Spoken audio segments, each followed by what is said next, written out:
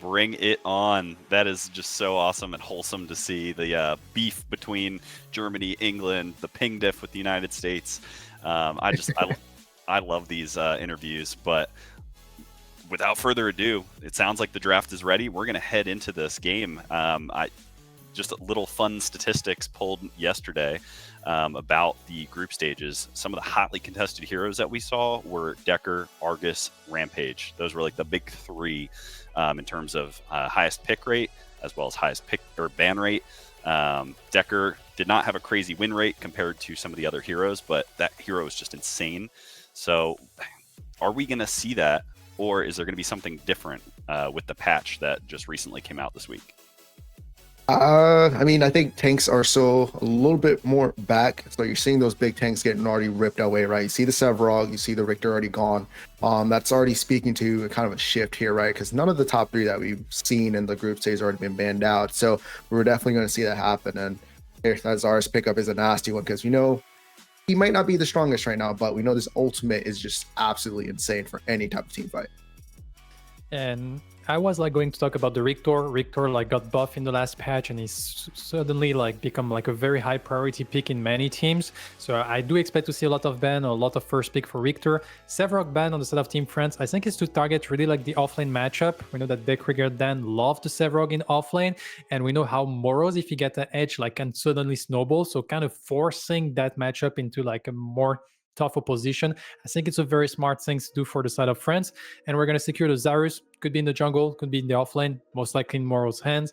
And we're going to answer immediately with the Res and the Rampage. So Rampage was the most contested character, but know that other tanks starting to rise up, we're probably going to see less a ban on it. And you see a very, very strong jungle that can really impact the early games through nice gank. And I feel like Germany Black needs to get an early lead, because otherwise the team fight or Team France will be too hard to handle. So I love the Rampage pick. Yeah, and this Wraith pick seems almost like a deny pick. There you have Neft, you have Romaware, you have two very high skill players on the side of France that can rock the Wraith hero across multiple roles. And I don't know much about Germany in terms of who's going to be playing it, but from my perspective, it does seem like a deny pick that they're hoping to either snowball with heading into that mid game. Yeah, I don't really know, but there's the Decker. They get the Decker. They got the Decker. They got the Rampage. F6 was talking about that CC control comp from the group stages. It looks like that not much has changed, at least in Germany's opinion, heading into this game. But on the side of France, they're pulling out the Revenant and the Terra. The Revenant, an ADC that we don't see too much of. He doesn't really have mobility. He's just kind of a heavy hitter. What do you make of that? I mean, Revenant right now, with the last patch, you're seeing a resurgence of this hero. He's just a little bit more sustainable right now. He hits hard.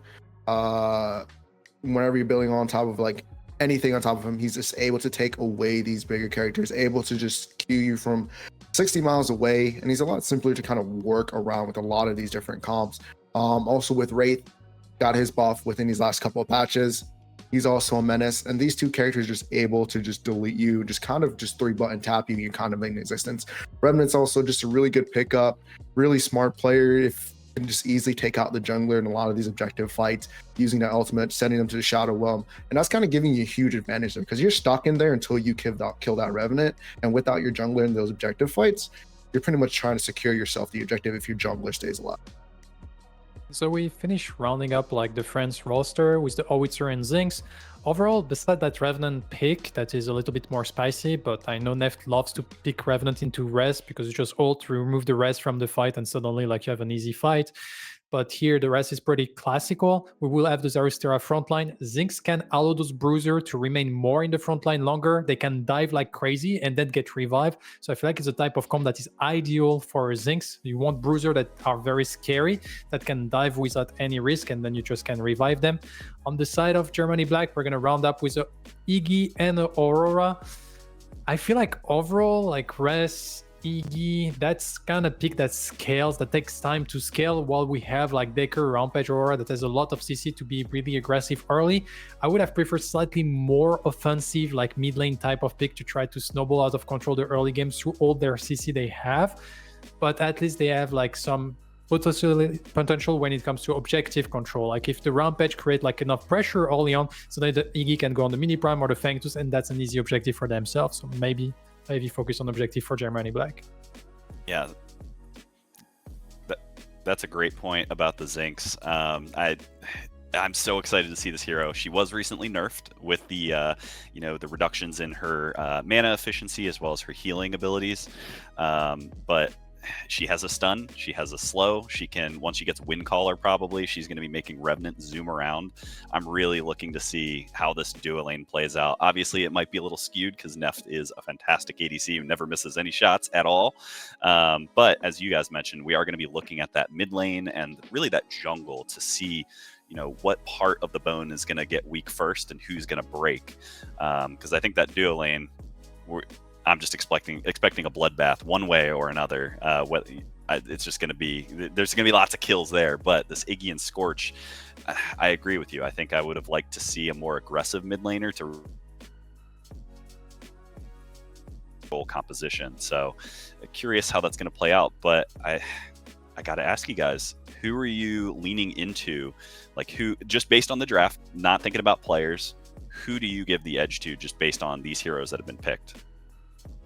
I'm definitely gonna be giving it to Team France here. Like Miggy said, I mean, they just have like a better overall team comp. That Zar's gonna dive in, Zig's gonna be able to use that all. We talked about Revenant, his strength within these objective fights.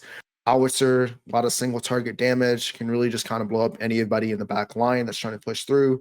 The Terra is really there to really just fight through all that CC, could be just diving into the back line, causing a lot of commotion.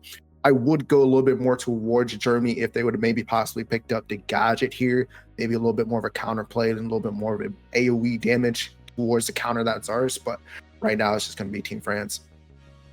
And I have to agree with F6, even though like for me it wasn't really a gadget I wanted to see instead of the Iggy, it's more Argus. Like remember like the Decker Rampage Argus was working very well, and I feel like here Argus is very strong. Like Zarus jump in, you get your Drain Nova at your feet, or the Ether Crystal, and the Zarus is not really that dangerous. And also like the Argus Synaptic Obliterator is very good to one-shot that Revenant in the backline, or the Howitzer to follow up a little bit the dive damage of the Aura and Rampage. That's not gonna be enough to kill that backline character by themselves.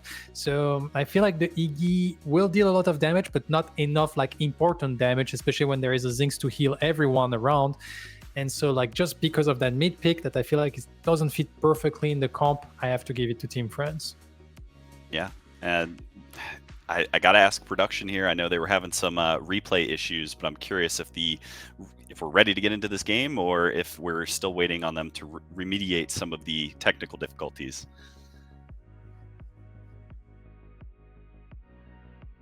Awesome. Yeah. So I'm just learning now that the game itself, Predecessor, is causing some issues with players logging in. So please bear with us for you viewers at home.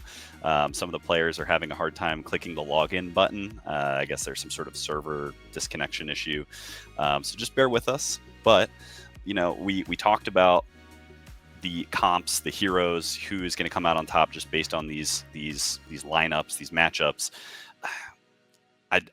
I'm curious what you guys think about the Terra Zarus. Who do you think is going to be in that offlane? I know Morose, known for being an offlane bully. I've seen a lot of him play Zarus, but where do you guys think those heroes are going to line up? I mean, based on the comp, preferably probably have the Zarus be in the jungle. But like Mugi has said, Morose does like his Zarus. So, he can be very capable with it. We've seen him rotate a lot. But at any time, I think Terra is just better off in the jungle. So it might possibly be there. It's a very interesting one because I think both of those choices have merit. For instance, like the Zarus in the jungle, I feel like it's much weaker at ganking the Iggy because Iggy can simply like Inferno you away, you break the cage and suddenly there is nothing to do. But the Zarus is much better at ganking the rest with the cage. But on the other side, like Terra, you can like very easily gank the Iggy, while like then you get like a cage from the Decker and suddenly like it's very hard to gank dual lane. So I think it depends on where friends like want to put the pressure. and also like how they think it's easier into the aura matchup. Like here it's mainly like Moros that's like, okay, against aura I prefer Terra or Zarus. I think Zarus is better at poking, but you will almost never get like any kill potential because you can just use her passive, then the Glacial Charge get out of the cage, so it will be easier to get like pressure but not snowball. While Terra, I think with the unstoppable force from the ultimate, you can sometimes like just push through every CC the aura has as soon as the Glacial Charge is done and maybe like secure a kill. So everything kind of work. It just depends on where you want to pressure. You were talking about the weak spot of the bone. Do they want to pressure dual lane? Do they want to pressure mid lane, or do they want to pressure off lane? And that will end up like determining the choice here. Yeah, the Terra Aurora matchup. I'm not a main offlane player, and maybe this is just a question for F6, but I'm curious what your thoughts are on that Aurora Terra matchup. Like, who comes out on top in that situation? I just can't speak. I haven't played it enough to really know. So what are your thoughts on that matchup, if that is what's going to happen? I mean, until level 6, Aurora kind of has a lot of zone control against the wave. She's allowed to kind of just punish you for pushing in. The real strength about Terra in the off lane when it comes to poking and trading is allowing her to be able to use her enhanced Q, throwing those axes to get the true damage off on that third strike into her opponent. But Aurora has a lot of utility to push back the Terra from being able to get to her with that third strike. But once like level 6 gets in, like Mugi said, she's kind of able just to storm in there. It's a long time of not to be able to be CC'd, especially trying to counterplay with the criticism, being able to get stunned after that, going against the crystal circle, and a lot of the slows that Aurora has. But she does have a lot of mobility, so it's going to be hard to really chase her down if you already use your dash. But all in all, I mean, I think the best matchup here against that Aurora is the Terra, because Zarus does not have a fun time into that Aurora. Yeah, that's kind of what I was thinking. I really just wanted to pick your mind specifically because I know you play a lot of offlane. But I am getting word now that the game is ready. The players have drafted their heroes. They are heading in. So without further ado, I'm going to hand this over to E squared. F6, Ego, take it away, boys. Gamers, we are about to get into the action. We got friends, we got Germany, and we got the draft. E squared coming to you in the casting booth. It's Ego. It's F6. Brother, are you excited for this game? Hey, like I said in the beginning, I'm excited to be here, man. It's going to be a bloodbath happening here. We have Team France, the powerhouse, versus Team Germany, Black, trying to come in here, trying to just show out and say, hey, Team Germany, even though we're the B team, we are here to show you guys that we are able to fight against the best of the best. You said it better than I could have. They are the B team, but they're going to have to absolutely ace the opposition in France if they want to continue this tournament bid. As you guys did talk about on the desk, that is no easy feat. You got Neff, you got Moros, and an ensemble of high caliber predecessor players looking to get the back-to-back, something you yourself said is pretty hard to do. Yeah, it's going to be very hard. Like we talked about on the desk, I mean, Mugi with a bunch of highlights here, giving us pretty much everything that we need to know. The matchups, really, where's that weak point? They're going to have to look to kind of just break down this middle lane. I mean, this is their only fight. He talked about how Morose is a strong competitor over there in the off lane. Neft and Manq, this dual lane, just dynamic, able to work together, being able to be strong as well. So they're going to need to be focusing on that weak point, the bone, and be able to crack it. And that is going to be that mid lane. If they can do that successfully and just be able to fight around these objectives, get those early picks, use the CC comp that they have, they might just be able to possibly take down this game, number one, and maybe even take down this entire series.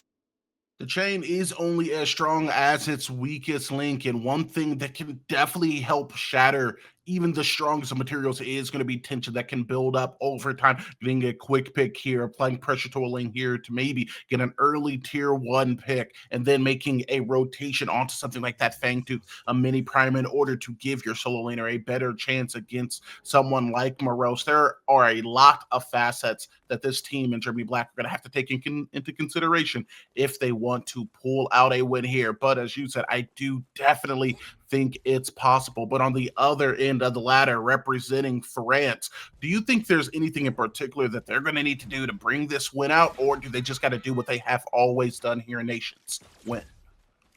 I mean, we see now that the Terra is going to be the jungler for the team of France, and Morose, on the other hand, we talked about that matchup, is going to be a little bit rough. So for Rose is really going to be the one that's going to decide how the fate goes, because now that's not a nice matchup that you want to be into as a Zarus. And if they're able to capitalize that, now they have a possibility of having another weak side lane. If the Rampage is able to help out over there and kind of put Morose behind, that might also be a way in. So France is going to need to be able to stop that, either by Morose being able to just win that versus each other. But there's a little bit of a stun going on. We see that pressure from the Zinks, and this possibly might be a flash here.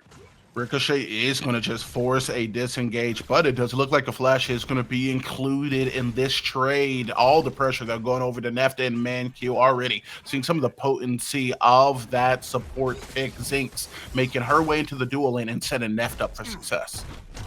This is why they nerfed her through that last patch, right? She's just so strong. That passive, being able to give her more attack speed, be able to give her a little bit more movement speed, just to run down in those autos with a slight bleed. It's not a lot, but it's enough to keep taking away. And once you get that Ricochet stun off, and just with Nat just being able to pop that Q, the ability rate, just to be able to get a lot of stacks on only just 2 and not just the minion wave there, allows for that burst damage to just be fantastic, and just being able to get that nice trade off into that dual lane.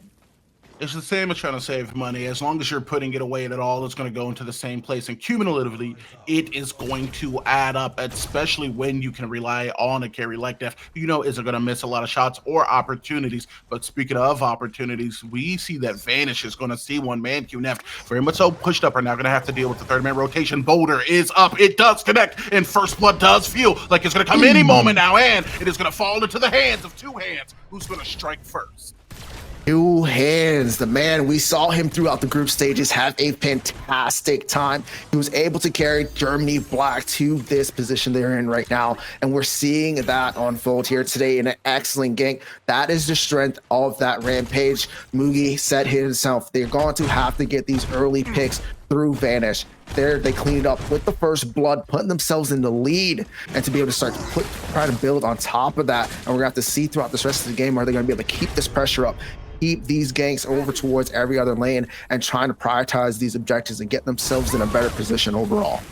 There's a lot of things you don't want France's dual lane to be. The first one, though, is going to be comfortable. As we see, ManQ does make a rotation over with Roma, where it is going to be the Wild Rush that is going to prompt the blink coming out of Iggy in order to buy him a little bit of life, but not enough kill pressure is going to be in that lane to take down the Iggy and Scorch. Turning our attention, though, back over towards that dual lane. As we were saying before, Rampage has a very important job, and that is making sure Neft and ManQ are just never comfortable throughout the entirety of this match. He's going to have to be present, and he's going to have to be proactive throughout the entirety of this early game to put two hands in a position where he potentially can out-damage and carry this game into a profitable or at least a positive mid to late game for Germany Black.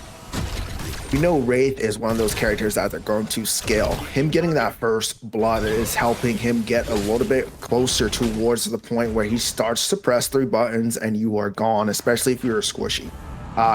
It's going to be fantastic if he's able to get another kill here, maybe possibly get himself a little bit ahead of that Revenant, because we know both of these characters are looking to get themselves towards that mid game, 2 to 3 items, and to where they start to do a lot of work, a lot of damage, and they can start to get carried away and take this game over.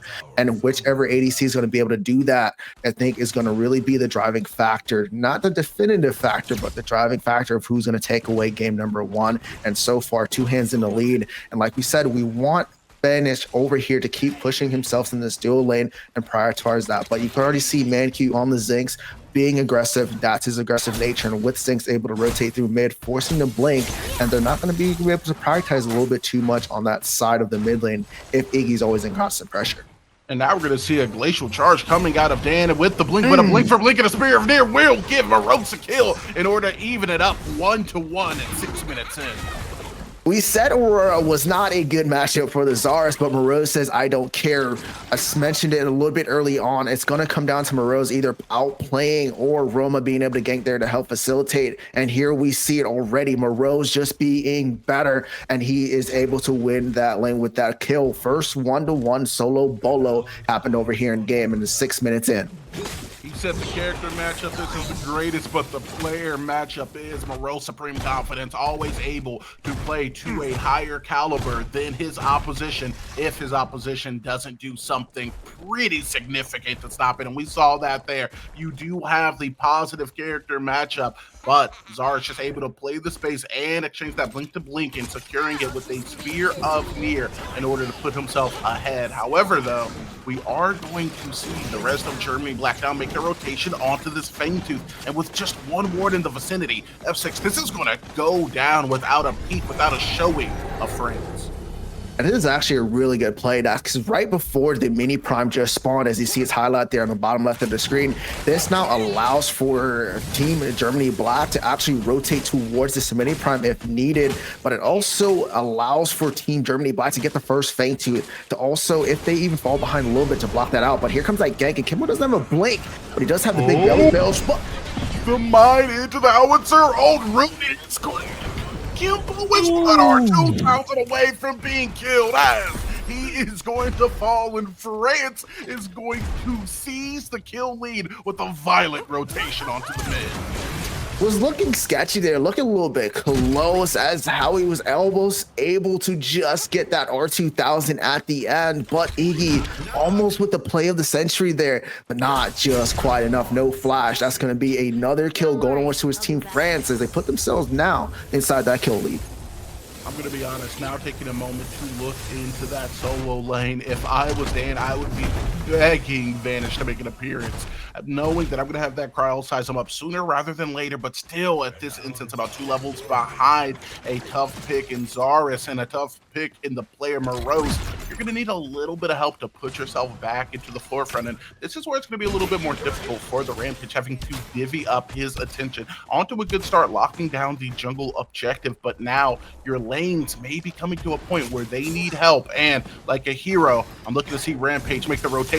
Boulder is going to be good, and engage off of the leaf will be a little bit better, but with the rotation of Morose out of the solo lane, Vanish is going to be in a tough position and is going to be forced to utilize his blink. It is now going to be the Coliseum coming down around Kimbo, but the damage potential isn't really there, so it does look like the Iggy and Scorch is going to be able to walk away. Yeah, I mean, with the Make It Rain down on cooldown, Howie a little bit further back there, they weren't able to successfully get it. Rampage popping the big behemoth, allowing him to regenerate there. He did force the flash on top of that. Morose, great job there with that rotation, able to come on over, make sure that gank was not possible. Now putting them into a prime position here to take this mini or prime, but they need to be careful because here comes that conversion. Cryoseism is going to be up, but first we're going to see the Boreal Blast. It does hit 3 as now. It is going to be an engage coming out of another 2 members. Romaware is also very low, and the Legend Charge is not going to be able to close any space on the pursuit of a kill, but preserve Aurors as the Ice Queen was getting melted onto the backside, though. Now we are going to see a setup for a potential kill. Fall to not as Morose is going to pick up another kill. Man, I mean, you thought they had the advantage there. The cryocism did hit onto 3. Terra using the ultimate there, unable to CC her. She's able to foot towards the front line, take the front of that damage, and then able to back out once that was over. And they just turned to fight there. Behemoth was not in play. The flash wasn't there to really blink after her. And right there is what you see, the Team France strength. The communication was key. They're able to lock down the mini prime, still save it, and able to pick up a kill on the way out. This has to be my sleep paralysis demon. Morose comfortable, and even more importantly, with a lead, it's going to be level 8 with that mini prime and easily able to take down that tier 1. Morose has been freed up, and we may see Zara start making a lot more rotations throughout the map. I mean, Zaris is in a great position right now. The T1 on the right-hand side is a down. He's already been able to rotate throughout mid. Now he has nothing really stopping him, really keeping him in the lane. And now you're going to see him prioritize to get himself and his team into position. But look here, oh my goodness, there goes Naft, able to pick up a kill. Neft putting them in a position to win, as we are going to see the boulder is going to land through, but the highlighter hurl is going to come out the slow. It's going to be good enough to react.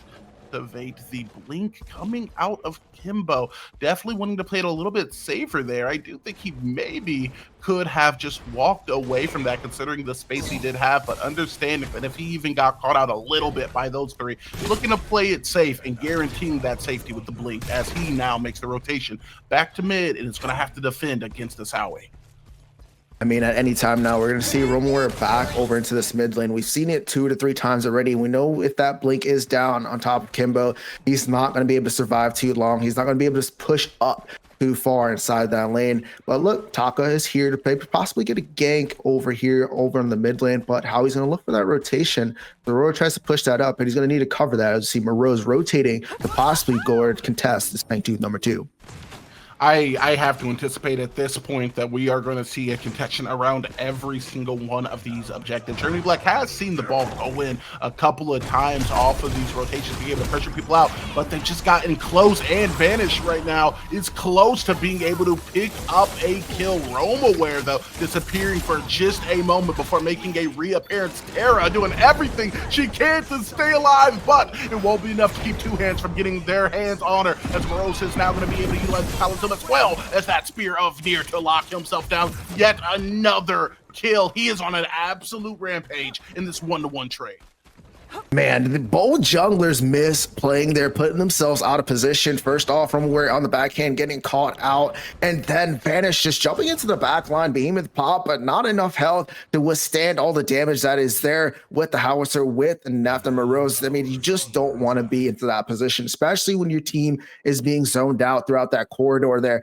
And that was just a bad play. And so now that Fangtooth number 2 just gonna have to be a stall play, because both junglers down, they don't want to risk it and being able to give up that 50-50 risk.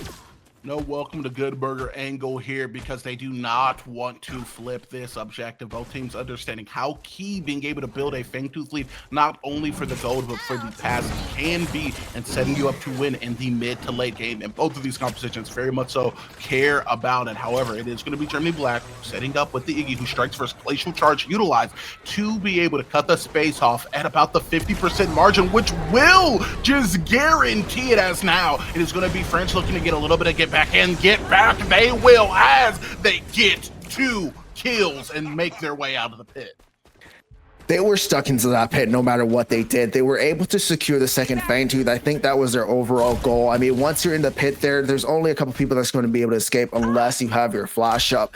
So they kind of sacrificed themselves there for it. I don't think that was the play. This now gives the chance of Team France not only to get kills, but also to push this mid T1. That's going to open up the map. We talk about all the time how this middle tower is just such a huge impact on the game. Allows to open up the map to now start to get deeper invasion towards the jungle, get ward vision over towards the red and the blue side, and now into the entry of the jungle a lot easier. And this is going to put Team France in a better position to come out on top of this game.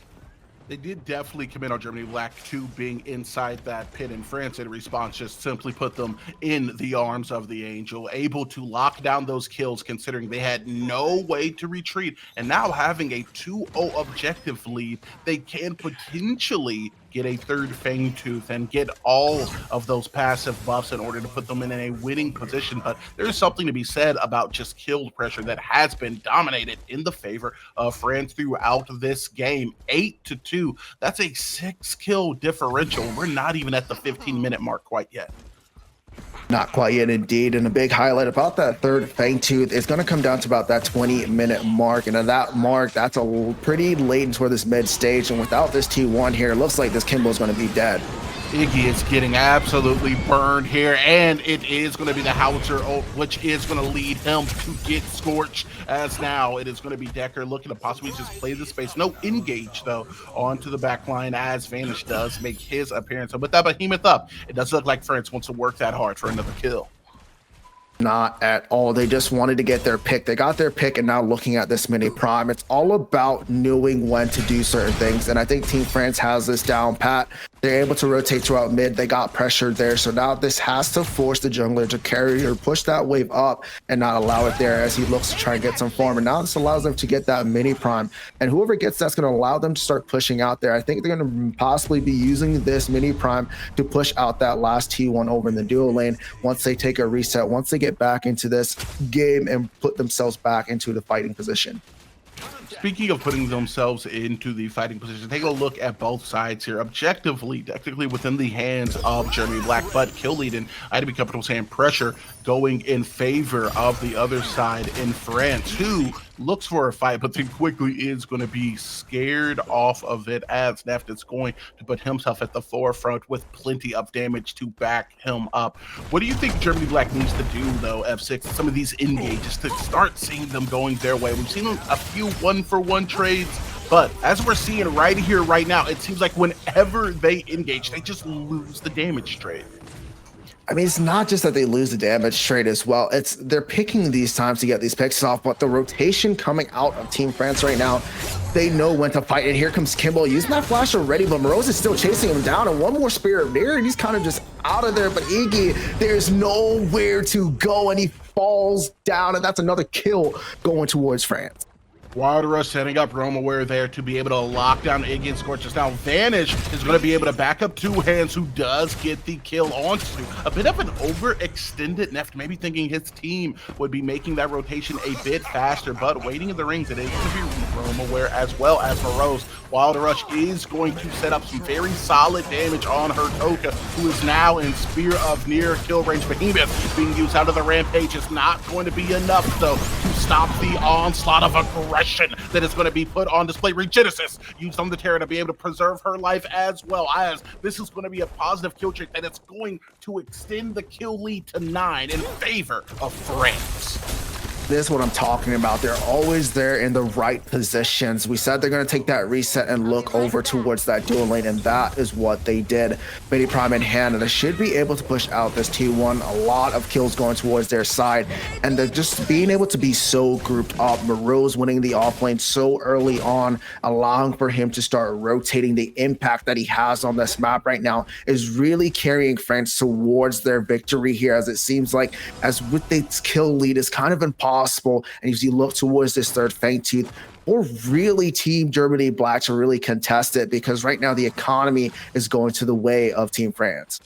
It does look like we are going to once again, though, see Team Germany Black just willing to give up everything to lock down this objective, as they are going to be able to quickly burn it. And with Glacial Charge once again being utilized, they're going to be able to just wait for the fight after once again just taking the objective. Boreal Blast used to get a little bit of damage onto Romaware, but the Highlander Hurl used, it's going to be a Wild Rush in to follow up. Cryo Sizzle is going to be able to lock down the quite stoppable Terra, as now we're going to see a full call for a disengage just to get out after the objective has been seized. However, not everyone's going to survive, as Kimbo onto the backline does fall to Neft on the Revenant. OT used on Howitzer will send him company back to the fountain. Thirsty for the objective, they get it, but they're also going to be able to get themselves a drink at the fountain.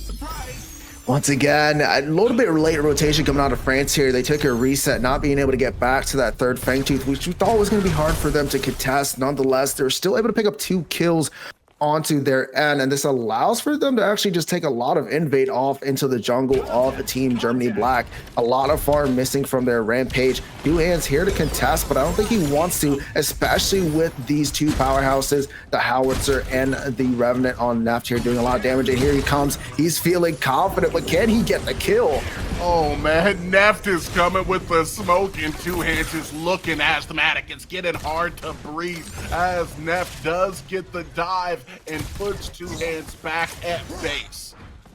Oh my goodness. I mean, not just feeling confident there, just knows he needs to hit the ultimate there. Once you're rooted, all he has to do is get a shot and get that obliterate. All of 1 Q, you're down and good to go. Naft is in a stage right now where he's able to just instantly delete these backline squishies, and even the Rampage being so down on levels on economy, not able to really contest this backline as he tries to dive in. Right now, Team France with the kill lead, with the economy lead, but still down. With the 3 Fang Tooths going towards Team Germany Black, they still have a chance, an opportunity to really get themselves back into this game, because we still know the Wraith and that Iggy is going to scale a little bit to the late game. If they can get there without losing too much pressure here, they might possibly be able to turn this thing around, because these big neutral objectives, they're able to win one big fight. They are going to be able to turn this thing into their favor.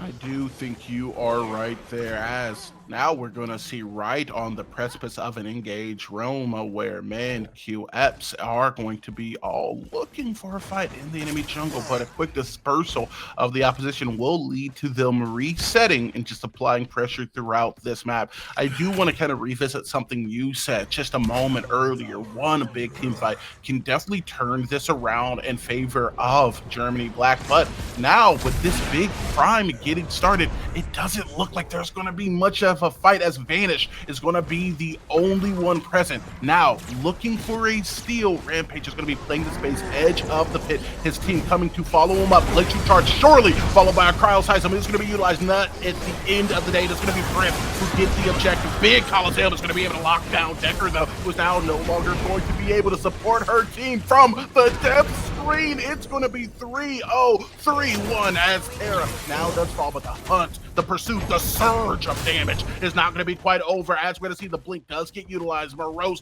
is looking to scorch this Iggy, but with the Spear of Near being barely offline, it's going to be Iggy basically at 0, but with the Epoch up, he doesn't get popped. It's a scramble, F6. Is a scramble indeed. Two hands in the bad position, right? And now they're hunting him down. Easy peasy, looking to trying to get something, but two hands with the 1v1 gets popped up. Epoch is popped, but can he save it here with the flash? And his 1 HP, and he is going to get it. The 1v1 solo polo.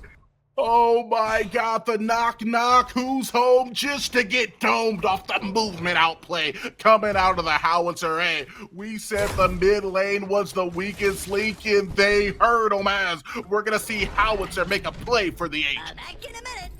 Oh man, that was a play indeed. Able to use the Epoch, buy him some time, able to flash out of it, forced the Wraith to miss one snipe, one auto, and just allowed for him to turn there with the R2000. Huge damage outplay, and that is why Team France is #1 going into this tournament, ladies and gentlemen.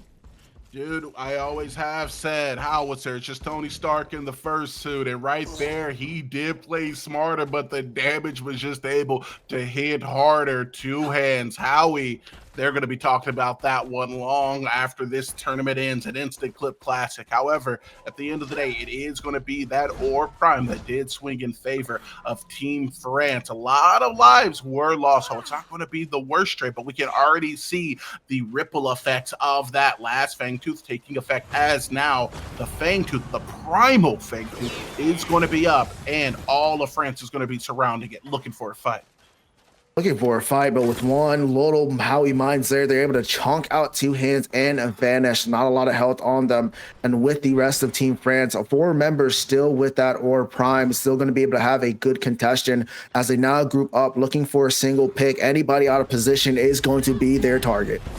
And target has been acquired. Aromaware looking for the engage is going to get hit by some of the CC coming out of Aurora, but the Boreal Blast to follow up and damage them down. However, it's evident, it's obvious to see at this point, Germany Black is just playing completely on the back foot, as they are going to be pushed out of their own jungle into lane, and thus for give all of the space over to the Primal Fangtooth, over to France. Now looking for the engage, it is going to be a roar. Cryoseism does get used, but the Ice Queen, when exposed to damage this hot, naturally is going to just get melted. Behemoth activated in order to try to get the steal, but they are on patrol, and there's going to be no thieves of this objective. Kimbo, though, getting on the map as Mancu is going to be knocked down. Epoch does get used, getting popped regardless, though. It will be the Iggy, as Decker is going to try to use the blink to buy herself a bit of time, and more importantly, she buys herself the space necessary to survive.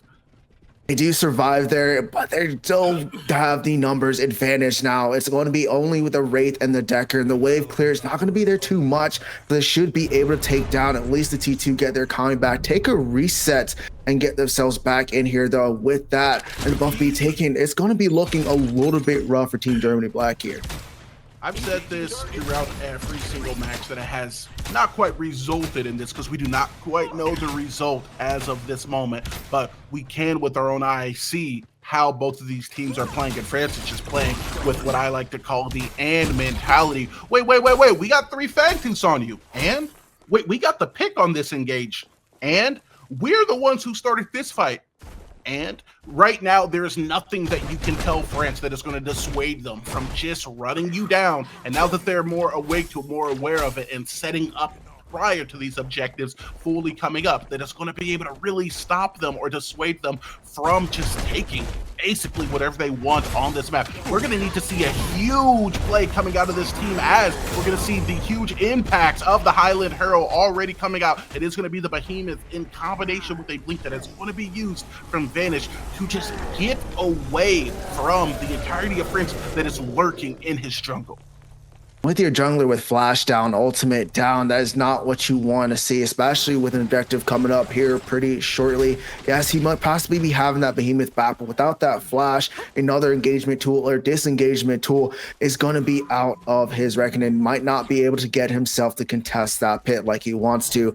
But nonetheless, so Team France, like we said, in total control, but Team Germany Black not completely out of it yet. They still have their inhibitors. They still have 2 T2s up. So there's still some fight left inside this dog. And we're going to have to see if they're going to be able to come out here on top of it. Two Hands playing an exceptional game already. If they allow for Two Hands to just be able to get a little bit more presence into these team fights, this might turn around for them. And as you said, Two Hands just needs a little bit more presence in these team fights. He's been able to do phenomenal damage when he's safe. However, safety is something he hasn't had a lot of within this game. We're not especially looking at a extremely divey comp here. They do have some standard backliners and frontliners that can get to the backline, but at the end of the day, Rampage, Decker do have some tools to be able to protect them, but Two Hands has just been a victim throughout a majority of this game, as now we're going to see the Ore Prime itself start getting victimized. 5k 4k health left on it, and no one yet getting the engage, and it's just going to go into the hands of France. Now looking for a bounce back. It is going to be Germany Black, but with the Palazium down, it is going to be Morose who sends Two Hands down further, approximately 6 feet deep, as one by one Germany Black is just getting put in the grave. One by one. Oh my goodness, the exceptional job there of taking out Two Hands first. They knew who the prio pick was, and if they can get him out of the match, that's going to be GG's. As now they're forcing over towards the fight on Kimbo. Morose is unstoppable, and he just sees red, but Kimbo uses every single tool that he has to really try and stall this game. But with Team France running to this core, I don't know. It doesn't feel like they're going to be able to stop this, as that core is going to hit 10%, 5%, 0%. Ladies and gentlemen, a quarterfinals. It will be France who strikes first. France, what an exceptional game. GG's all around for game number 1. France, we knew it's just going to be a hard fought enemy to go against. And with Germany's B team here, they did have a great start towards the game, but all in all, Team France coming out on top. You know, Team France, if there's a couple things guaranteed within a MOBA, the first thing is going to be the early game. You can always guarantee that. The second thing is our victory. France coming out with supreme confidence. Even though they lost a little bit of the early lead, we still saw them throughout the entirety of that mid and late game playing with supreme confidence, knowing that their combat capabilities, if we're going to speak blatantly, may be higher than their oppositions.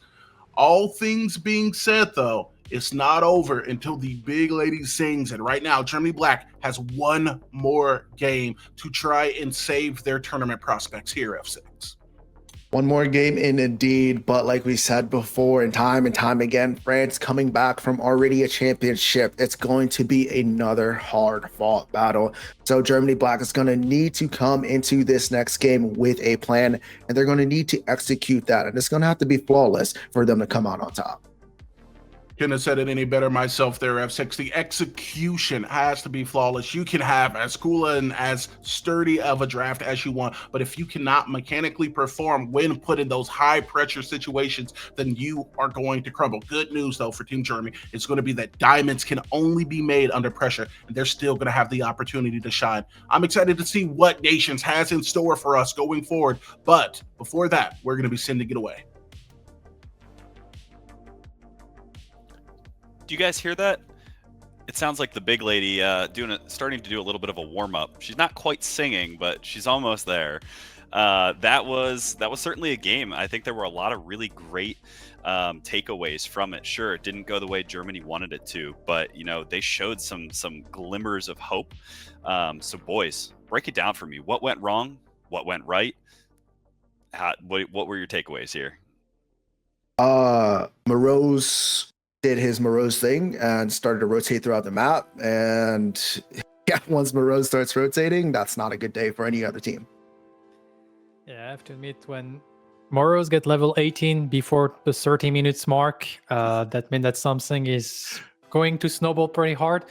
But despite all that thing, I feel like it was still nice to see that Germany Black, they came with like a plan, and really this plan was to focus on the Fangtus, and they got like their 3 Fangtus, like they really like secured everything. The problem from that is like Team France is a very experienced team. Some team would have panicked against the third Fangtus, like what, we should contest it. But Team France, like they just, okay, they walled themselves inside, they get the objective, we're gonna kill them again and again, which allows them to be so far ahead that then we can force the big objective. And when we force the big objective, we have a Revenant to ult any steal attempt, and then we secure like all prime, primal Fangtus, all prime, and we're stronger in the team fight because like the composition, as we were mentioning it, slightly better on France for team fight, and we just like ended up winning the match. Though there was like a good show up, many kills on 2 hands, and game was slightly harder than expected in a sense.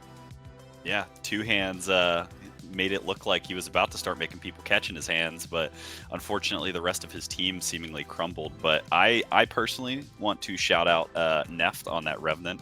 I know that the Primal Fang and Orb Prime buffs vanish on the Rampage, made a couple jumps in to try to steal it, and Neft was on point with his Shadow Realm, pulling him away, disabling the enemy jungler from getting the steal on those, because I think if they didn't have Revenant, I think Rampage gets the steal, or at least he has a chance at getting the steal. So shout out to Neft for doing what I'm going to call not Neft things, because usually he's like killing people, but here he was being a team player for the objective. So yeah, that was really cool for me. Or for him. So I got to ask you boys, coming out of game 1, who was the MVP? It sounds like Morose, but I just want to confirm. Yeah, I'm gonna go with Morose. Like you said, it wasn't a favorable matchup against Morose, but like we're talking about, it just comes down to who is piloting that hero, and Morose just did a better job against his laner. Came out on top early, being able to rotate, being able to facilitate for his team. And that's what you want out of an offlaner. You want an offlaner to be able to win his lane, then be able to take that impact and push it towards every other lane, and to be able to start to get these neutral objectives. And that's what he did. That's what pretty much carried Team France, in my opinion. And Netflix says he stole, so I will like also pick Moros, but let's talk about another player. I find like easy peasy on the Howitzer, like showed a great display of skill, like the outplay in the 1v1 situation as well. He ended up with not dying a single time on the Howitzer, where there's like a lot of pretty strong dive character with a lot of crowd control. So overall, and also he was always like at the right range to hit the R2000. There was like a couple times I saw that Kimbo was out, and easy peasy, no, I know perfectly my damage, I know perfectly my range, I'm gonna hit you with my last missile and you're gonna die. And so like it was a great display of skill on the mid lane, so second mini MVP in a sense. Yeah, that 1v1 at the Orb Prime against 2 hands. We thought 2 hands was going to clean up and change the tide of the game, but easy peasy said, nah, you're getting outplayed, son, and he broke his ankles. But, we're going to come back. We're going to take a break. We're going to come back. We're going to talk about what Germany needs to do in order to be successful in game 2.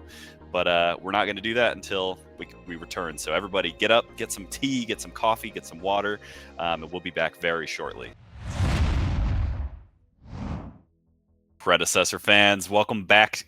We are heading into game 2 between France, the previous world champions, and Germany Black. Bring it on. We saw there during that interview, Sam mentioned the importance of mental fortitude.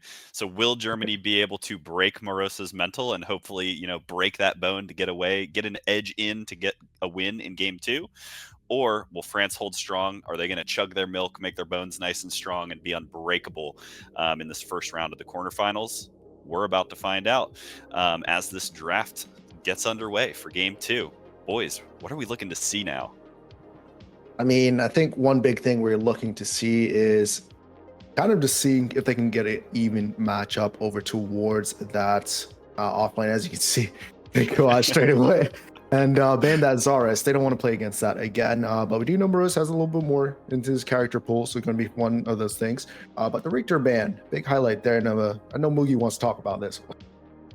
Yeah, like Richter has been this character that always has been a little bit swingy. If you hit the hooks, like it's amazing. But with like the recent like buff on offlane and jungle, suddenly like he's good again. So it's not only a support pick. And when he's good in offlane and jungle, he has enough farm to become a frontline that never dies. And when you don't need to hit your hook and you can simply like walk at people and ult them, suddenly like the character is much easier to play. But we're gonna secure the Rampage as a first pick. One thing that is interesting also is that maybe we get to see the Sevrog that was banned in the first match by Team France, and here we're gonna secure the Terra and the rest this time. So the rest is gonna be secured for the side of France. So two hands don't have access to that, which was the only character really like doing well in the previous match. And we all know what Neft is able to do with the rest, so that's a little bit scary. But we already have a Rampage that can jump on the rest and be in reasons. Of course, you can get rewind, so it's not like the perfect solution, but you already have a little bit of tool to be able to dive that backline threat. Yeah, the Wraith Neft, or the Neft Wraith, that's his signature hero. We do see the priority from the side of Germany. They are still putting that ADC in that first two picks, just like last game. So two hands most likely going to be on this Drongo here in that duo lane for the side of Germany to kind of combat that Wraith. But as you guys were talking about in the pre-analysis, right, we need to see more team fight oriented drafting coming out from the side of Germany. What are some of the heroes that we might be looking for if Aurora doesn't fit that, what we're looking for? Sevrog. I mean, we saw him banned last game, but being able to pick up Sevrog here, I think is huge. Pile on to that CC, pile on to that big tanky hero that's going to just be face checking you every single time. And I mean, Sevrog does a great job of that. A little bit later into the game, probably around mid game, you start to see him just kind of just run at your back line. You're not really able to do anything. He has that colossal blow to subjugate, really good lockdown on certain heroes in the back line or anybody trying to rush on in, can help secure the objective. Drongo with the silence there could also help with these objective fights and their team fights with that gag grenade as well. So a lot of things going well for Team Germany in this pick so far. I do think right now with the first six, Team Germany, like right now, I think it's going to be going pretty well for me. Yeah, and we go like for the ban still, so it's team that really tanks are heavy prioritized. Once again, I feel like we have Steel, Richter, Rampage, Sevrog are like kind of the tanks, and all those things has always been present in the two drafts we have seen. Howitzer getting banned, like Easy Peasy was pretty strong on the pick previous match, so Team Germany decided to not deal with it. So we're going to answer with Iggy and Scorch. And to be fair, I kind of like the shift that Team France has done. Like we see Rampage and Sevrog, so it's kind of like more tanky frontliners that don't deal a lot of damage. They still deal a damage, but not crazy amount of damage. So we said like, okay, we're going to take a composition that kind of thrive in slow team fight. And we see the Narbash being secured. The healing of the Narbash against tank is horrible. It's horrible for the tanks because they don't have enough damage to kill you. And then the Iggy in very long and sustained team fight is gonna deal so much damage and make so hard to dive the rest because you're gonna dive the rest and probably the Iggy is nearby. So I kind of love the adaptation from like a very like one-shot composition they had in previous match to now going like to a more slow, long-term sustain and damage for those team fight. I agree. I really like this slow burn comp coming out from France. ManQ recently showcasing his Narbash. I believe it was in the group stages leading up to it. He'd been practicing a lot of it on stream, and I think he had like a perfect game in the group stages where they banned the Richter, they banned the Decker, and they just whipped out the Narbash, and he was cooking with it. This is an interesting, we were talking about team fights and CC importance, like prioritizing, getting stuns. Germany whipping out then Muriel as the support here. Again, a hero who doesn't really have stuns. They did recently buff the Serenity, so her slow in lane, her ability to poke and punish is a little bit greater. But I feel like they're lacking some control here. Yeah, especially trying to play off that Rampage rock. I think there's a lot of a lot more characters you get to play off of. Like we mentioned before, the Argus, we do know he does a lot of damage and is able to kind of connect with that CC. I think Argus with a Decker pickup onto that last 2 picks there for Team Germany might have secured themselves into just locking down these targets, forcing to get a burst on whoever it is, stopping them, giving them the number advantage. But I mean, hey, maybe they know something that we don't know. They're probably cooking something up, right? Like when I watch those 2 drafts, to be honest, I'm a little bit scared for Germany Black because they have a comp that in the late game like damage. You have a Muriel. Gideon is not the best caster at dealing damage. You have like 2 tanks plus a Muriel. Only Drongo deal damage, but he's also like not that hyper carry like a Kira could be or this type of thing. So I feel like you're gonna like damage. And so if we're even and we advance towards the mid and late game, like the Narbash heal, the Greystone, like the Stera, like they will be unkillable, and so you're gonna lose the team fight. However, if we manage to kind of shut down the Narbash and the Raze, and to be fair with Muriel, Rampage, Drongo, there is possibility here, and those characters are not that big, and we start to snowball, the dive from the side of Germany Black, Gideon ultimate on top of Muriel, ultimate on top of Rampage, ultimate, Colossal Blow, you can really go in the face and start death bowling and snowballing the game out of control. But that's the only option you have, in my opinion. Yeah, that is, I mean, if you're a Wraith, you don't enjoy the prospects of having a Sevarog or a Rampage being up in your face, just hitting you, touching you, all while a black hole is over top of you, sucking at your entire team into a group. So there are a lot of ifs, it sounds like, for the side of Team Germany here. There's a lot of conditions for them to meet in order to be successful against this slow burn composition that France has drafted up. In 5 words or less, who are you picking based on the draft? I'm going to go with Team France here. Once again, I think Greystone is going to be a great counter to that. By the way, I'm from America. We believe in freedom of speech. So 5 words or less is not going to happen. But yeah, I think the Greystone is going to be very impactful in these team fights. 2 lives, and it's going to be healed by the Narbash. I go for Team France because snowball or bust. Snowball or bust or slow burn? Let's see. Let's get into this game. I'm going to hand it over again to E Squared. Boys, take it away.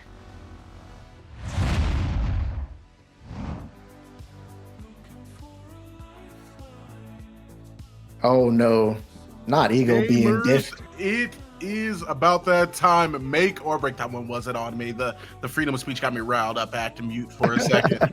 However, guys, it is now going to be Germany Black's last opportunity to be able to proceed to make their way deeper into the tournament, because if France does come out on top here, that is going to be the end of their run and a solidified spot in tomorrow's semifinals for France. Now, I got a little bit of a hot take about these compositions here at F6, and that is that I really like Germany Black's comp here. I do like the little bit of the slow burn. I like how easy it can be to execute. You can subjugate, Gat Grenade, get your Sevarog in there with the Colossal Blow, maybe reset one of these backliners like Wraith into being a frontliner and get a quick burst onto him. The Black Hole is such a key tool. I do like all the options for CC and subtle shutdown that this team does have, and I'm excited as we make our way into the game to see how they're able to execute with it.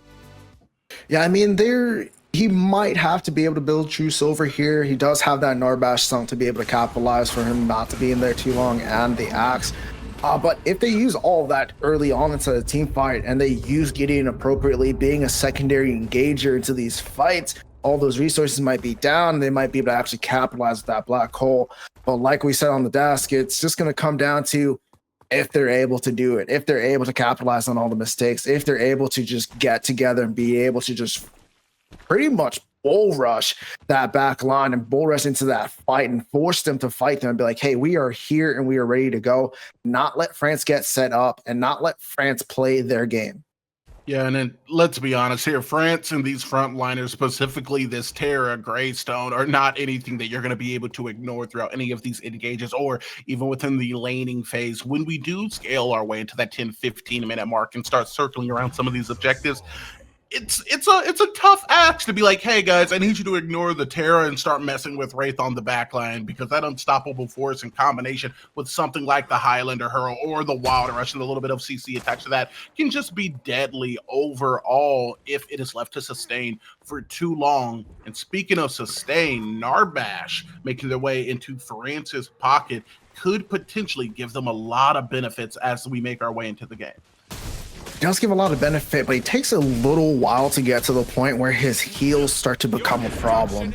So, like we said earlier, we're going to keep going back to this. If they're able to capitalize on this early game, able to snowball themselves forward by shutting down that duo lane, they do have a chance. And then with Narbash being able to take a little bit while to get on top on lines of this game, a lot of poke, like we said, coming out of the Muriel. She got a recent buff, able to get a little bit more slow, apply it on, and then just stacking that, coming out on the backhand side with the boomerang, with a lot of poke with those damage. They're going to have a pretty successful time here.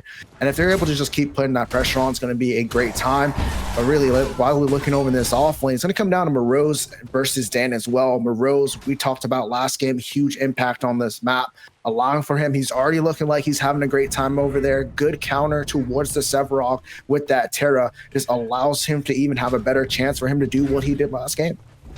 And that is going to just be running at the opposition. See, me personally, I'm a Terra enjoyer. Why it looks like Two Hands is not currently a Narbash enjoyer, as that thunk is going to lend itself to some free damage coming out of Neft and Mankiw. However, now the rotation coming out of Vanish with the boulder being online, it does look like it's going to be a little bit of a fight before that Wild Rush does get utilized as a disengaged tool, sparing Morose's life. And that's also a huge play from Vanish. I talked about this on the desk a little bit about him being a little bit more impactful around the map, helping out his laners, not just during the objectives or that one time in the early game, but now you're seeing him being able to help out that off lane. He knows he needs to help that Sevarog get to a little bit onto that late game to help him kind of just get back into it to where they need him to be. And I think that's a great job from him. But going back over to that thunk, with that main Q on that Narbash, able to hit that. The best character you can have behind you when you hit a CC lock on the carry is going to be that Wraith, able to hit just a little bit of a slow bomb there, get you with a little knock, and the door opens wide open and the health bar goes down.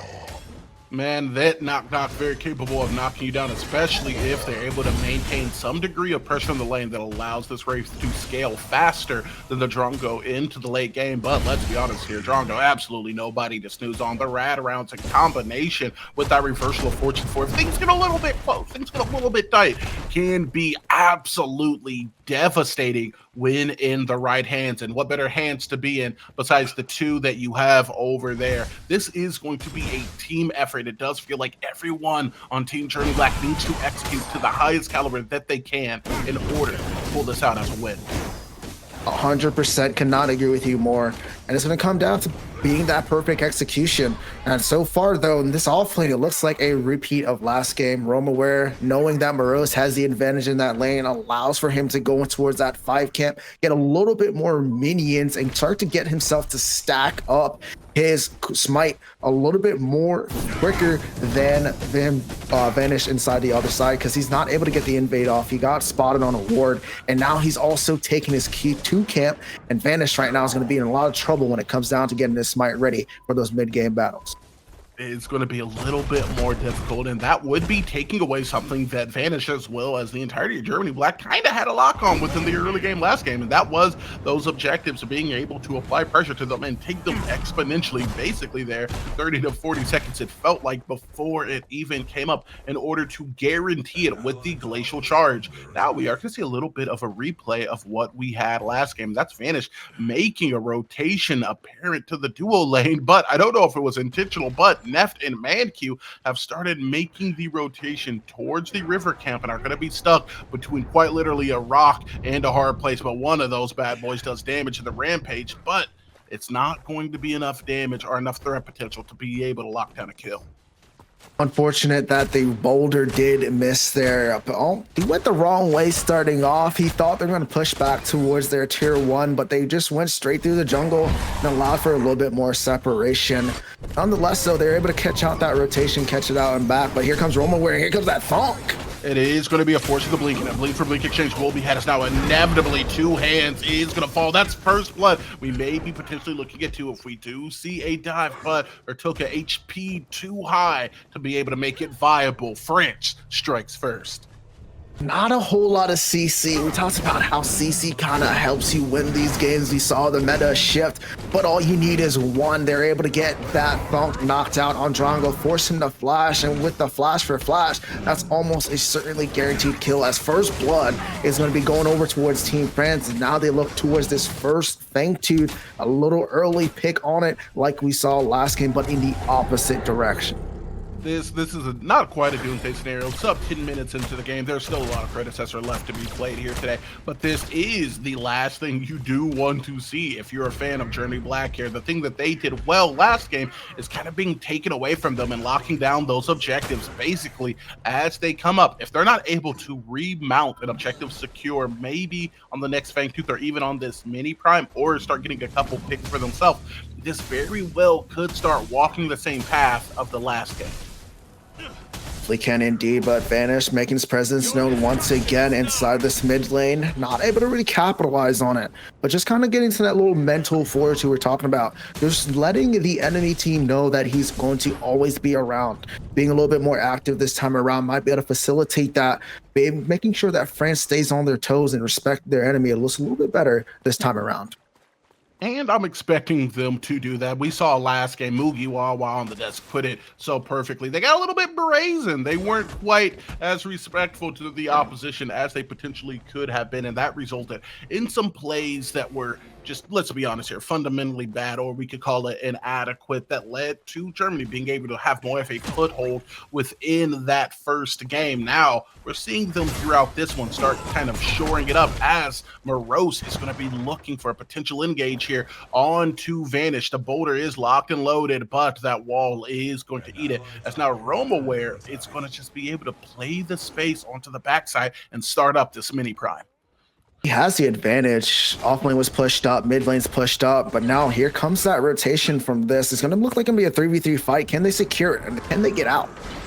It's going to be a 3v3. Behemoth is going to be activated as now they do get the engage. It is going to be Germany Black who does steal the objective over the top end. It is going to be the black hole quite literally sucking the life away from the opposition. Nonetheless, when he lands, he finds 2 of his friends oh so very close to the grave. Highland Hurl is going to just be barely offline, and it does look like it is going to be the life of Severog that is going to be traded for the objective, as RoamAware onto the back end with Terra is going to be looking to get a little ping pong action, but it's going to be the barely outplay as RoamAware dies for the life of Vanish.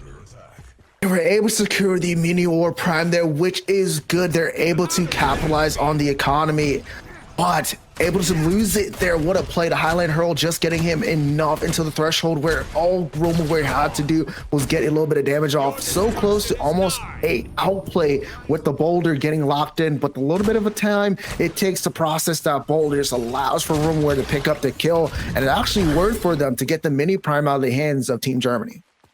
That is something that I was going to put emphasis on. If I'm for France right now, you know what? We take those. You stole the objective, so we stole your life. A little bit of a tick for tack, if you get what I mean here. And you can see they were very evidently ready and willing to make that exchange here by trading the aggro for that tier 1 between the Terra and Greystone, getting a little bit of damage through, but not enough to get the kill, and then going back in for the re-engage. Team France right now is seeing red, and it's going to fall on the shoulders of Germany Black to be able to stifle that. One thing I do want to highlight, though, is the conversion. I mean, that was a better team fight than we saw in the early stages of a last game from Team Germany Black. They're able to group up there. They're a little bit slow on the rotation, but nonetheless, they're able to secure that mini prime. Just not as way they wanted to go to. Greystone hitting level 6, being able to have that extra life, kind of just really stop them from really propelling themselves to win that. But if they can keep capitalize on this, if they have this into the mid game when they're starting to do 5v5 fights, being able to capitalize on it, Severog being a little bit tankier, a little bit stronger, might be able to change the tides, and they might be able to come out on top with a couple of these neutral objectives going in. As I said earlier, it might be a hot take, but I do feel like the longer this game goes, even if it is just slightly in a minute sense, I do think that pendulum begins to swing a little bit more and more and more in favor of Germany Black. As you said, that Sevrock is going to get oh so very tanky. Full protections and rampaging behemoth on Rampage is going to be a problem that honestly France is going to have to just have the solution for, as already we're seeing Vanish getting a lot more active here with Kimbo onto the backside, maybe looking for a key black hole. Is going to be forced to use that Dimensional Rift instead to buy some space for himself, as on the back end it is going to be RomoWare looking to put him down, as it is going to be Easy who's going to be able to strike first onto Kimbo in this engage. It's not going to be quite over yet though, as Vanish is very close to making his way to the Blast Flower. The reset not quite there though, as he just barely misses it. Nonetheless, the Rampage Leap is going to be there to buy him the space he needs to survive. What a great rewind coming out of Neff there to be putting back the Gideon into a bad spot. He thought the teleport was going to be safe. He thought he was going to be out, but that pick is what they needed to capitalize. And now with the big behemoth down, Vanish also unhealthy to get himself back over towards that neutral objective. The second Feint Tooth is going to the way of Team France, and they are in a nice control in this game going to about 13 minutes. It feels like they're just so used to setting the tempo of a lot of these engages, and it really is a difficult thing to ask of any team to kind of stop them from doing that. You have Morose and Neft and Mancu, RomoWare, all of these players, every single one of them is very capable of winning their lane and then taking that pressure and quantifying it into another one, as Vanish is going to be looking to try to replicate doing some of the same, but an easy sidestep is going to result in Iggy just taking next to no damage. But as we said, when you have your solo laner who can give you 110% in that solo lane and then shift 10% of that into the middle, and then the mid laner who can do the same and shift 10% of that into the duo, you end up with every lane just suffocating in rotations and damage, and a lot of these times out trades if it's coming from France. That's their strength, right? We talked about how experienced this team is and talked about how they just flow and connect well together. I mean, Dr. Shada said that you're trying to break their mental fortitude, but with Team France, it's going to be a little bit harder to do than we're talking about on Team Germany Gold. But nonetheless, though, Team France able to capitalize on every single mistake that Team Germany Black is making right now and forcing their way through. Nice little rewind we saw there before, and then Mancu now getting to that stage to where he's going to start to be able to heal everybody out. We talked about the late game of the Sevrog. I know you had that epitome of saying, hey, he's going to be able to come back in here, but you still have the Wraith who's going to be doing a lot of damage late game, and then you still have that Iggy who's going to scale just as well with a little bit of the Narbash healing, getting out of control. And I mean, it's going to be hard for them to fight into that, even with that Sevrog. And that is something that we both did talk about earlier on, right? Sevrog is going to be able to bring some high potential, but he has to get there first. And the only thing guaranteed in a Pred game is that you will have an early game. But scaling up, Mancu also has a lot of things that he's going to be able to pay dividends-wise for his squad, as we do see over into the solo lane, there's going to be a push for tower, but Vanish is looking to push out the dual lane. Point blank boulder is going to be good. Two hands, puts the hands on him. It's going to obliterate Mancu. This is not your swamp, but Neff going to be looking to get it back in blood. Is going to be utilizing the blink, the knock, but no one's home. Dancing for her life. Her Toka is going to be looking to buy space, buy time, but ultimately time is going to be up as both Neff and her Toka are going to fall. That is a great pickup for Team Germany Black. I mean, we talked about how the Rampage needs to punish this dual lane, and that's going to be a key factor into them getting themselves into a good spot. Able to punish there is a great job. They're able to pick up both kills nonetheless. He was able to get the Muriel, but that is the support. We don't worry too much about those support deaths, while being able to pick up the Wraith was a huge pickup for two hands, allowing for him to get 2 kills, allowing for him to get himself a little bit more of an economy shift towards his end. Might possibly be the game-saving kind of factor for Team Germany Black. But with that, jungler showing Vanish on the opposite side of the map, that does allow for Team France to get the mini or prime there for free, and they might be able to use this to kind of make up for the loss inside of dual lane. Really is hard for a team to be like, all right, guys, we did it. We got the couple of picks. It did cost us our support, but Two Hands got both of the kills. That is going to be a notable lead in helping us close this gap, this kill lead that has been in favor of France. And the moment you think that, the moment you say it, the mini orb has fallen. It feels like any dive you're going to be getting value here, Germany Black. If you do not have a complete lockdown on all 5 members, they're going to be getting something out of you as well. And her token now is going to be a potential victim of the rewind, but not enough damage or space was minimized in order to really threaten the Muriel's life. As now, we do see Rampage making a rotation onto Morose, Wild Rush utilized in order to create a little bit of space. That mini prime is still going to be on the Terra, as Sephiroth doesn't look like he's going to be rotating for the engage. Instead, it's going to be Kimbo.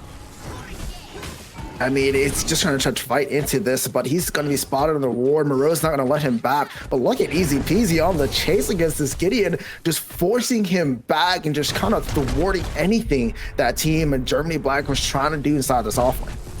And thwart it they do, as we're going to see basically nothing happens after that altercation. Tanks do a little bit of tank damage to each other, not enough to threaten each of the gentlemen that goes back in favor of Germany Black. Being able to close this kill gap is huge for the side of Team Germany Black here, but the fact that they're losing these tier 2s is not a good sign either. This is going to allow for Team France to now able to push up safer inside the enemy team's jungle. We see the deep vision over on the blue side of the map, and now with the big ore prime going to be able to be revived up here in less than a minute. It's going to allow for them to get deep vision on top of Team Germany Black. If they try to push themselves inside this pit, we know that Team France on that side of the map, they do have the advantage to going towards this pit, but it's going to be worrisome, especially with how they have control over these lanes. In complete control they do have. At this point in the game, Germany just needs something, right? They need a little of anything in order to put them in a position to just participate in a lot of these team fights, or even just playing the facade of maybe going for one of these objectives. Because one thing you don't want to see Team France do, that they have been doing throughout this entire set, is play without fear. There's nothing really that they're super duper scared of, that they feel the need to maybe respect a rotation or play it a little bit closer. All things granted, if they see it, they're going for it. And we're seeing that with the Orb Prime that has been started. Yeah, and I mean, nobody's near on by. Severov's in the off lane. Giddy just coming out of base. They spotted the enemy jungler on the side of the map. And with Iggy and Scorch, they're going to be able to burn this. Now Narbash is there on the rotation. They're going to have that sustain. And there's not much HP left. And there's not much time for Team Germany Black to get in here. And they pick on up that big Orb Prime. Now it's going to be a little bit of reversal of fortune for the other team. At least as Severog is going to be the one who peeks his head through. But with the damage coming out, he's going to be forced to make his way out, as now the Behemoth is has potential to get away, but ultimately is going to be slayed, as Rampage is going to be a casualty of this prime getting taken by France.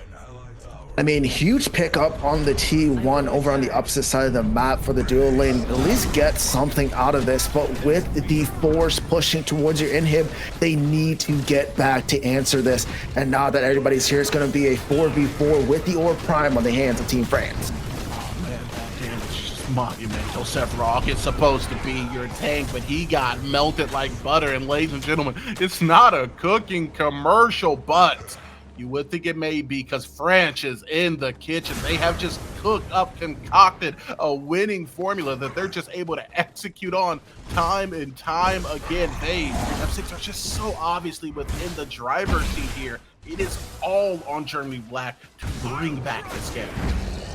They have to get together. They have to start team fighting like they did over on side of this dual lane, picking up those 2 kills, but they also need to start getting their vision up around this map. So far, we've seen the vision control from Team France to be excellent and to just be flawless. They know where the enemy's at. They know where the enemy is going. And right now, Team Germany Black just does not have that information to allow them to capitalize on the decision-making of Team France. So they need to step that up, because we know information wins games, and to be able to allow you to execute to counter the enemy's tactics.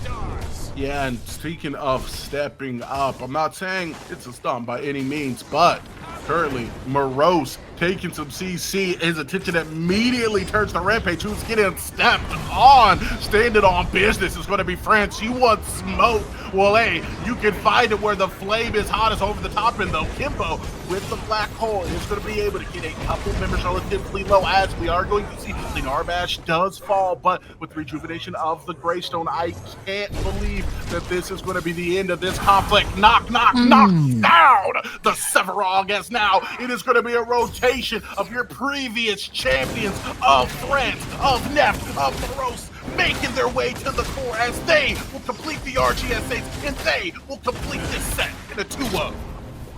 Easy cleanup. They took the fight towards Team Germany Black. They're caught, vanished out of position. Then the rest of the team tried to converge, but they didn't know, like we said on Vision, that the rest of Team France was rotating. They did get the Narbash, but it was just too late. As you said, Team France, the unprecedented team that comes out on top here, as we do know they are the top contender going to this game.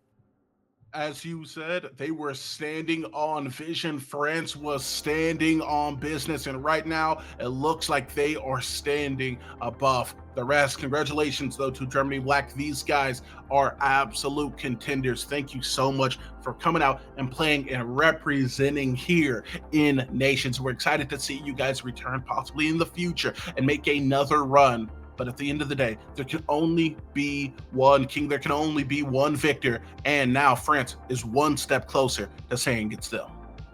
I mean, what an exceptional game. We talked about the experience, and we keep talking about because they play so well together.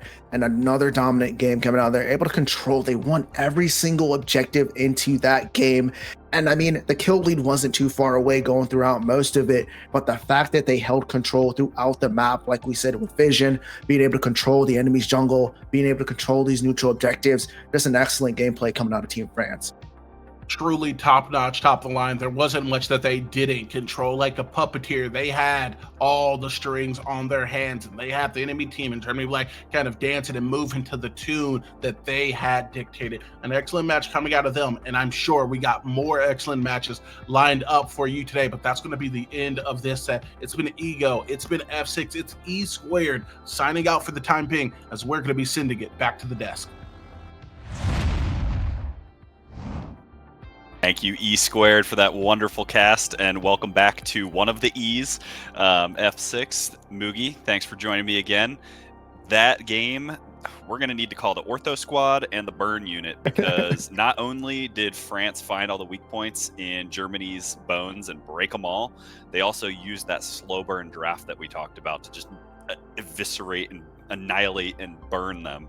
So, boys, what happened? What went so wrong for Germany Black in that game? A lot. My biggest takeaway is they let France just control every single objective. I mean, yes, the fact that they didn't have as big of a kill lead as they did last game was great, but the fact is the economy with all the objectives just keep piling up and up and up, just kept shifting like the same thing in game one. It wasn't through kills this time that Team France was able to get their economy, but it's through those neutral objectives, through being able to control the enemy's jungle. And I mean, I think that was the biggest mistake, allowing for them to just control every single objective. Yeah, I think like the reason why they got to control all those objectives, like of course on offlane we have a losing matchup, but we lost it pretty hard overall. Like at the end of the match, I think we had 100 creep score difference, which is a lot. But I think the main problem here was actually the duo lane. We're playing against the Narbash and Res, which is, to be honest, a pretty weak duo lane. They cannot really fight. The only thing they have is their poke, but when their poke is done, they have nothing. You can just run at them with a Muriel Drongo. You have too slow to catch that Narbash. Even if you use March, you're gonna be able to catch him, and you win every single extended trade with them because you have the shield, and once the burst is done, there is nothing. And they actually lost that duo lane with a super winning matchup. And at that point, then you lose every single Fangtus when that was the only where on the map you can play. And then so you try to compensate those losing lane by sending Vanish Oxy action, but always on timing that on the opposite side of the map, an objective is up. So then also like the gank timing, we're kind of off to play the objective game and everything crumble. So here it just showed that like France, they just had the better individualities, and once you start losing on every single front on the individual part, like a team cannot like fully save all of that things. Yeah, it was just like, I think it was Ego or F6. One of them said about how, oh, finally Germany's capitalizing on punishing that duo lane, but at that point it was just too late. The objectives were down, like on the other side of the map after they killed Neft and ManQ. Orb Prime, or I think it was Big Prime. No, it was Mini Prime. Went down, and at that point it was just too late. It felt like at one point I looked at the scoreboard and 3 Fangs were dead, and we never once saw a big a big team fight break out at that objective like we did in game 1, where Germany got those Fang teeth, but they lost 3, 4, 5 members each time that they were doing it. So it really felt like they just timing was off for all of them. But I don't want to harp too much on Germany. Some things went wrong, but let's focus on France here. Who, I know we talked MVP after game 1, but after watching that RGS ace of a set, who would you guys give the overall MVP to based on the performance in both games? I still think it's Morose. I think his impact just throughout both these games are still just uncontested. It's very rare you find an offlaner. Lauber does this good as well, being able to impact the game throughout his lane. A lot of times the offlaner is set off into an island, right? We call it an island for a reason. A lot of times there's not a lot of action over there. You're really kind of fine-tuned to winning your lane, and hopefully it doesn't go wrong. Because in that lane, you make 1, even 2 mistakes, and it's kind of over for you. And Morose never made a mistake, always capitalized on his opponent, and then used that, like Ego said, to push towards the mid lane, push towards the neutral objectives, and it's allowed for them to just kind of play their own game for Team France.